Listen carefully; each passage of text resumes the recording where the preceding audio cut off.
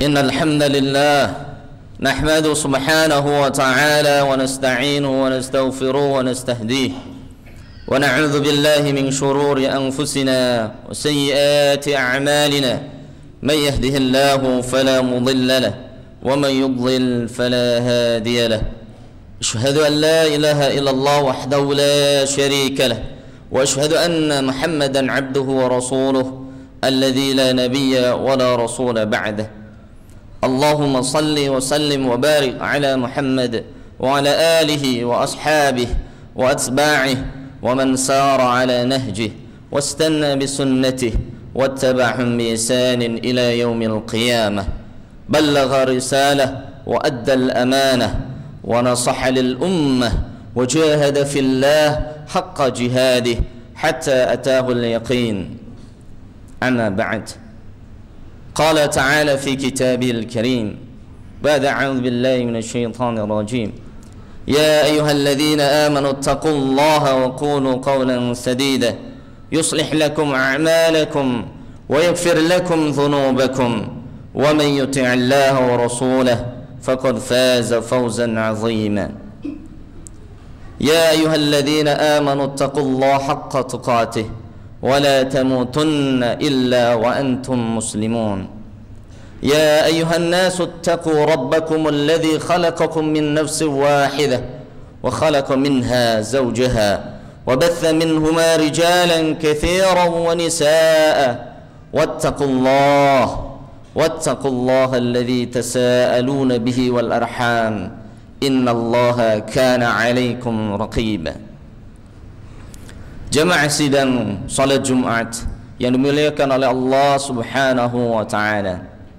Khatib berwasiat kepada diri pribadi dan jamaah, marilah kita tingkatkan ketakwaan dan keimanan kita kepada Allah Subhanahu wa taala. Wa tazawwadu fa inna khairaz zadi taqwa. Dan Allah berfirman, dan berbekallah kalian semuanya, dan sebaik-baik bekal yang akan kita bawa adalah ketakwaan kita kepada Allah Subhanahu wa taala. Jemaah yang dimuliakan oleh Allah Subhanahu wa taala, keimanan dan ketakwaan di akhir-akhir zaman ini, di hari-hari ini mulai terkikis, mulai luntur dan mulai melemah.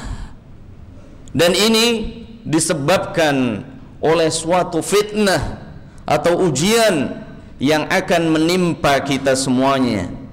Dan fitnah ini menjadi fitnah yang paling berbahaya, fitnah yang paling mengerikan, dan fitnah yang paling banyak merajalela. Baik kita di rumah, di jalan, di kantor, di pasar, dimanapun saja, hampir fitnah itu muncul. Fitnah apakah gerangan itu? Rasulullah sallallahu alaihi wasallam sudah menggambarkan, ma taraktu ba'di fitnatan adarru 'ala ar-rijal minan nisa. Rasulullah sallallahu alaihi wasallam menyampaikan, tidaklah ada fitnah setelahku adar yang lebih berbahaya, yang lebih mengerikan, ala rijal, bagi para laki-laki kaum muslimin, minan nisa, kecuali fitnah itu adalah perempuan. Seperti kita lihat sekarang ini, bahwasannya, dan kita ketahui juga bahwasannya perempuan semuanya adalah aurat, haram kita lihat, haram kita nikmati atau kita lihat, kecuali muka dan telapak tangannya, ilal wajh wal kaffin, kecuali muka dan telapak tangannya saja. Tetapi apa yang terjadi, terutama di kota besar, fitnah ini merajalela, menggerogoti keimanan kita. Bahkan Rasul mengatakan adar, yaitu adalah fitnah yang paling berbahaya. Bahkan Rasulullah SAW menggambarkan, fattakud dunya wattakun nisa, berhati-hatilah terhadap dunia dan juga berhati-hatilah terhadap fitnah perempuan, ujian perempuan. Fa inna awwala fitnatin Bani Israel kanat fin nisa. Karena ujian yang pertama kali merusak kaum Bani Israel, kaum Nabi Musa alaihissalam tidak lain adalah perempuan.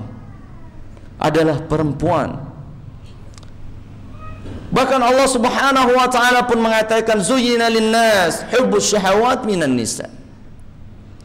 Hal yang paling membuat syahwat dan yang paling cintai adalah perempuan. Dan perempuanlah yang sekarang mendominasi, yang paling banyak dan yang paling banyak kita temui. Dan Allah Subhanahu wa taala mewanti-wanti kita, wala taqrabuz zina. Janganlah mendekat-dekati zina. Innahu kana fahisyah wa sa'a sabila. Karena sesungguhnya zina adalah keburukan dan sa'a sabila, dan jalan yang paling buruk, dan Rasulullah SAW mengatakan bahwasannya al-ainani tazniyan, setiap mata berzina, wa zinahuma an-nazar, dan zinanya mata adalah dengan melihat yang diharamkan oleh Allah Subhanahu wa taala. Begitu juga telinga. Rasul mengatakan zinanya adalah mendengar. Dan juga mulut, zinanya adalah mencium ataupun berkata. Dan tangan, zinanya adalah memegang yang selain mahram, maka hukumnya haram, dosa. Begitu juga kaki, berjalan di tempat-tempat yang di dalamnya ada zina. Wal qalbu yahwi wa yatamanna. Dan yang terakhir, hati pun berangan-angan dan menginginkan zina tersebut. Wal farju yusaddiquhu aw yukadzibuh. Dan yang terakhir, kemaluan kita, apakah dia akan melaksanakan zina ataupun akan meninggalkan. Jadi zina yang paling besar tidak terjadi kalau tidak diawali dengan zina mata, tangan, dan anggota tubuh yang lainnya. Fana'udzubillah, thumma na'udzubillah. Dan zina ini sudah sangat merajalela di masyarakat kita. Maka bagaimana solusinya kita sebagai kaum muslimin agar kita selamat dari hisab di hari kiamat? Karena inna sam'a wal basara wal fuad kullu ulaika kana anhu mas'ula. Ketahuilah, kata Allah Subhanahu wa taala, sesungguhnya pendengaran, mata, dan hati semuanya akan diminta pertanggungjawaban di hadapan Allah Subhanahu wa taala. Cara kita untuk meminimalisir maksiat yang pertama adalah ghaddul basar, yaitu dengan menjaga pandangan. Allah Subhanahu wa taala berfirman di surat An-Nur, "Kullil mu'minina yaghuddu min absarihim wa yahfadhu furujahum." Katakanlah kepada orang-orang yang beriman, yaghuddu min absarihim, agar mereka menundukkan pandangannya kepada yang diharamkan oleh Allah Subhanahu wa taala. Wa yahfadhu furujahum, dan mereka menjaga kemaluannya. Dzalika azka lahum, ini lebih suci dan lebih baik bagi mereka. Innallaha khabirum bima yasna'un, dan Allah Maha melihat terhadap apa yang mereka lakukan. Bahkan seorang sahabat radhiyallahu an berkata, "Ya Rasulullah, wahai Rasulullah, kaifa bin nadratil fujaah?" Bagaimana ya Rasulullah kalau saya melihat yang tidak dihalalkan oleh Allah fujaah, tanpa sengaja? Saya menoleh ke kanan, tiba-tiba di sebelah kanan saya ada perempuan yang tidak menutup auratnya. Maka Rasulullah mengatakan, fasrib basarak, segera palingkan pandanganmu. Fa inna awla laka wa laysatil akhirah, karena yang pertama tidak apa-apa, tidak berdosa, wa laysatil akhirah, sedangkan pandangan yang selanjutnya hukumnya adalah dosa. Dan ini adalah fitnah yang paling banyak, yang paling susah kita elak. Oleh sebab itu, yang paling pertama adalah dengan menjaga pandangan. Kalau pandangan sudah terjaga, insya Allah semuanya pun akan terjaga. Kalau pandangan tidak terjaga, pandangan akan merusak pikiran kita, merusak hati kita, dan merusak keimanan kita kepada Allah Subhanahu wa ta'ala. Yang kedua kalinya, untuk menjaga fitnah akhir zaman ini, yang fitnah sangat merajalela, ijtinab, menjauhi al-amakin al-munkarat, tempat-tempat yang kita prediksi di situ banyak fitnah perempuan. Dari hadis bahwasannya seorang sahabat, mereka sedang berduduk-duduk di jalan, maka Rasulullah melewati mereka.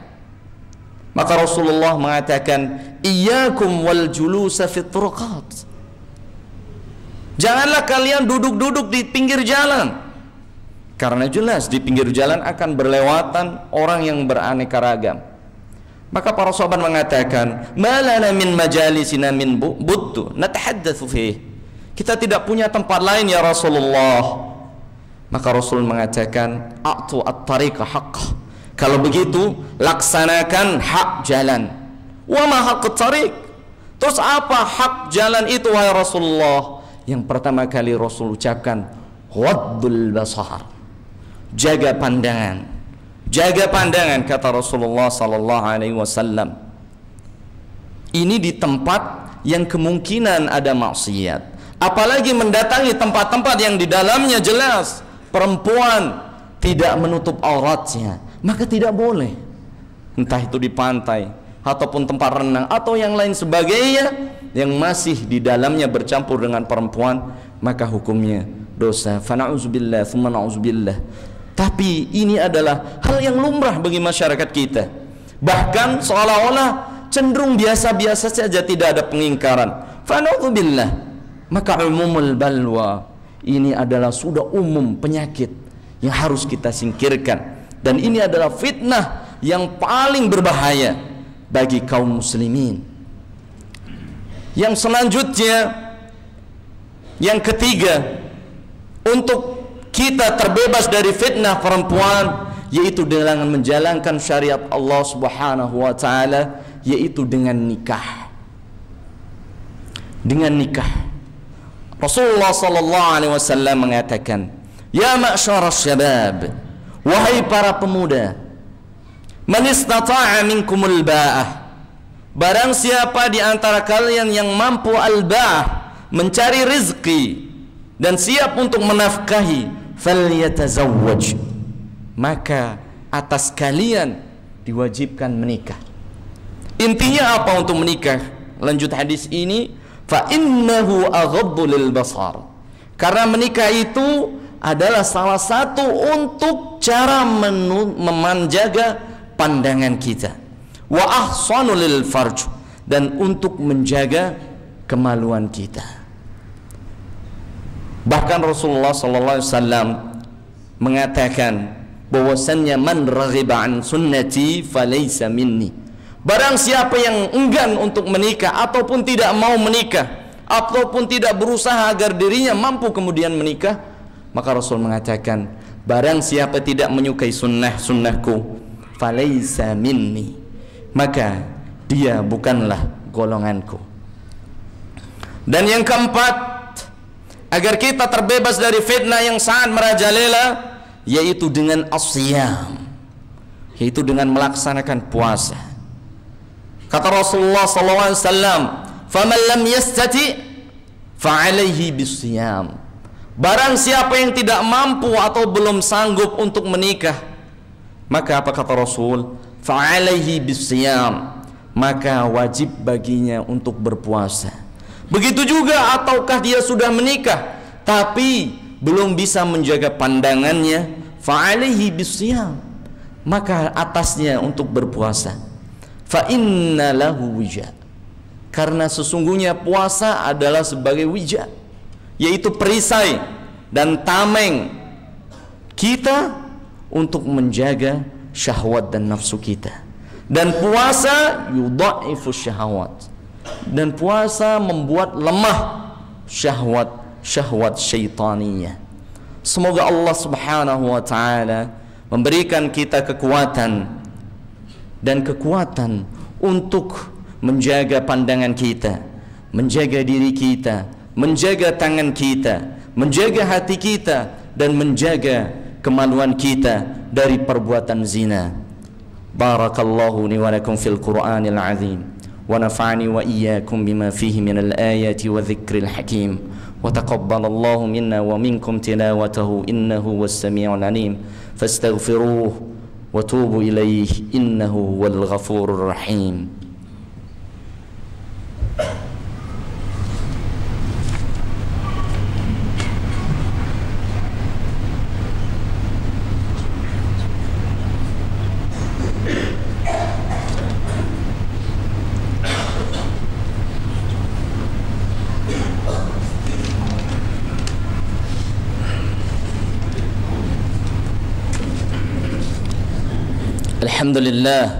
الحمد لله الذي هدانا لهذا وما كنا لنهتدي لولا أن هدانا الله أشهد أن لا إله إلا الله وحده لا شريك له وأشهد أن محمدا عبده ورسوله الذي لا نبي ولا رسول بعده.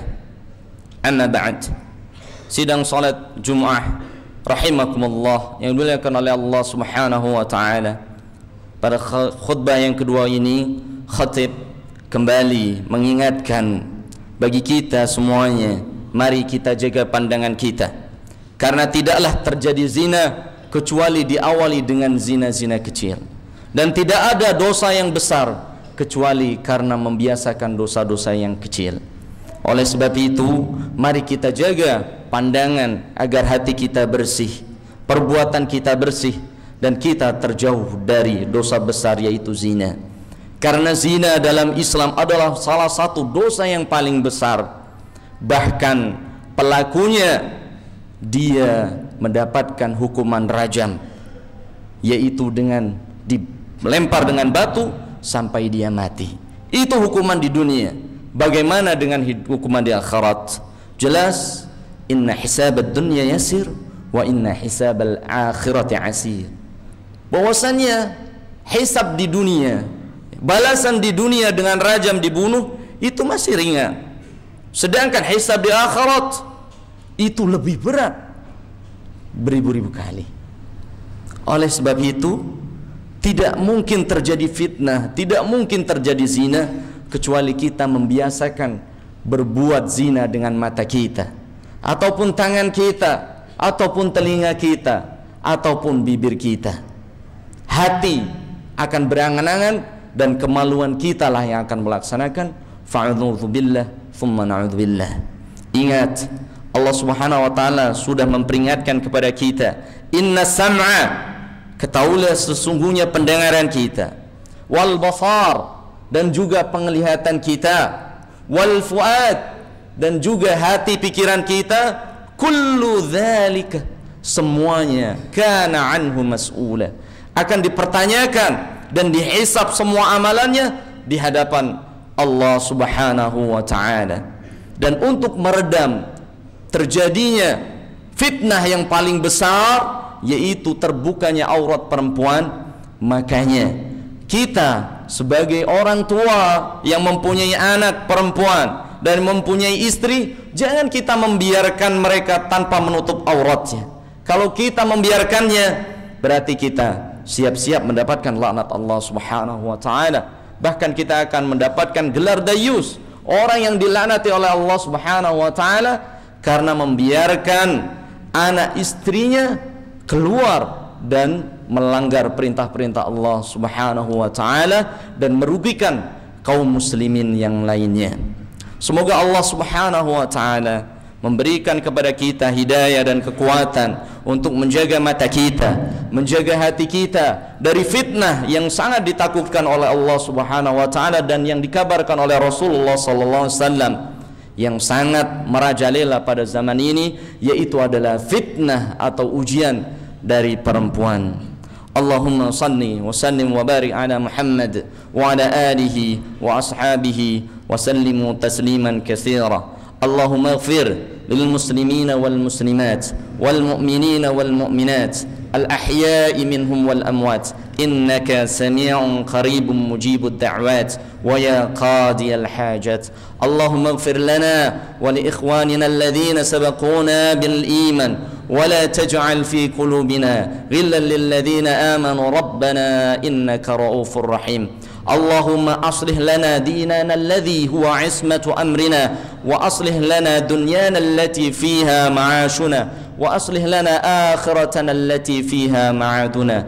اللهم اجعل الحياة زيادة لنا في كل خير، اللهم اجعل الحياة زيادة لنا في كل خير، واجعل الموت راحة لنا من كل شر.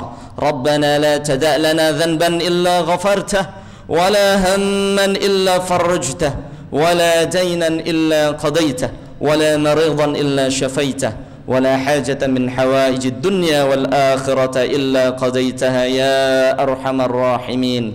ربنا آتنا في الدنيا حسنة وفي الآخرة حسنة وقنا عذاب النار.